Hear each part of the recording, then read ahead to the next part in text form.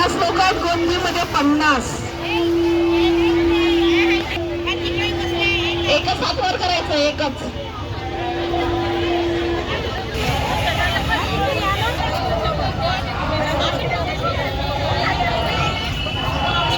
हे बघा, आता तुम्ही उशीर आले ना इकडे.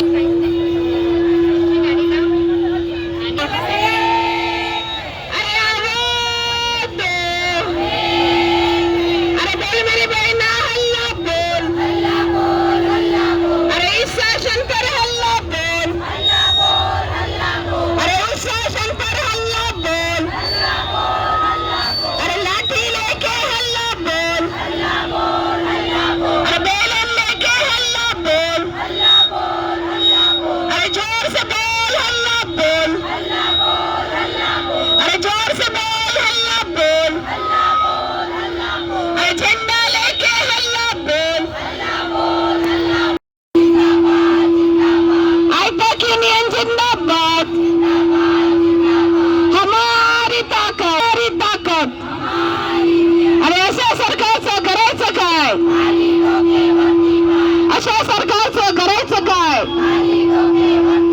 अरे मागण्या आमच्या हक्काच्या, अरे वेतन आमच्या हक्काचं, अरे पेन्शन आमच्या हक्काची, अरे पेन्शन आमच्या हक्काची, अरे ग्रॅज्युटी आमच्या हक्काची, अरे ग्रॅज्युटी आमच्या हक्काची.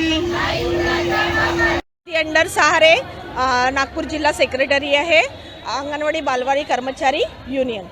आम्ही आयटकचे आहोत सर्व, आणि आयटकच्या वतीने आज आम्ही इथे संपामध्ये, आज नाही तर आम्ही 4 डिसेंबरपासून मैदानामध्ये उतरलेलो आहोत.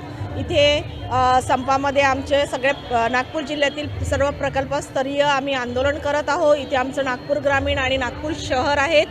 तर आमची मागणी आहे की आम्हाला पेन्शन मिळाली पाहिजे. तर पेन्शन कशा स्वरूपात? तर आम्हाला मंथली पेन्शन मिळाली पाहिजे, जे आमच्या मानधनाच्या निम्म असायला पाहिजे. कारण की आता आम्हाला सरकार फक्त 1 लाख रुपये सेविकाला आणि मदतनीसला 75,000 असे एकमुस्त रक्कम देतो. तर आम्हाला ते नाही पाहिजे. आमची ही फर्स्ट मागणी आहे की आम्हाला ती पेन्शनच्या स्वरूपात मंथली मिळायला पाहिजे. आमची सेकंड मागणी आहे वेतन श्रेणी. आता आम्ही वेतन श्रेणी तर मागत आहोत, पण सरकार आम्हाला काही देत नाही. कारण की आम्ही असंघटित क्षेत्रामध्ये काम करणारे कामगार आहोत. परंतु ILOच्या अनुसार कामगारांना किमान 26,000 रुपये मिळालं पाहिजे मानधन. तर आमचं असं म्हणणं आहे की जर तुम्ही आम्हाला 26,000 तुम्ही देत नसणार, तर की आमचं जीवन जगण्यासाठी आम्हाला अंगणवाडी कर्मचाऱ्यांना, असंघटित क्षेत्रामध्ये काम करणाऱ्या मजदूरांना किमान त्यांची आर्थिक परिस्थिती सुधारण्यासाठी तुम्ही त्यांना 15,000 तरी आम्हाला मानधन मिळालं पाहिजे. ही आता आम्ही सुरू आहे आमचं, असं म्हणजे आम्ही संपामध्ये म्हणत आहोत, जर आम्हाला 26,000 तुम्ही देत नसाल तर आम्हाला किमान 15,000 तरी या संपामध्ये दिलं पाहिजे. आमची मागणी 26 आहे, पण संपामध्ये जर आम्हाला काहीच देण्याच्या तयारीमध्ये नाही आहे सरकार. कारण की सरकार म्हणतो आताच तुम्हाला 8 महिने झाले आम्ही तुमचं मानधन वाढवलं, आम्ही एकाच वर्षामध्ये 2दा मानधन वाढवणार नाही. पण आता 2024 आलं, 2023मध्ये वाढवलं, पण 2024 आलं आणि या 10,500मध्ये आणि मदतनीसला 5,500मध्ये काहीच भागत नाही.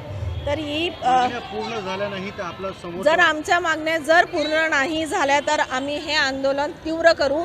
परंतु आम्ही या संपाला आम्ही मागे घेणार नाही, पुढे जाऊ आणि तीव्र करू.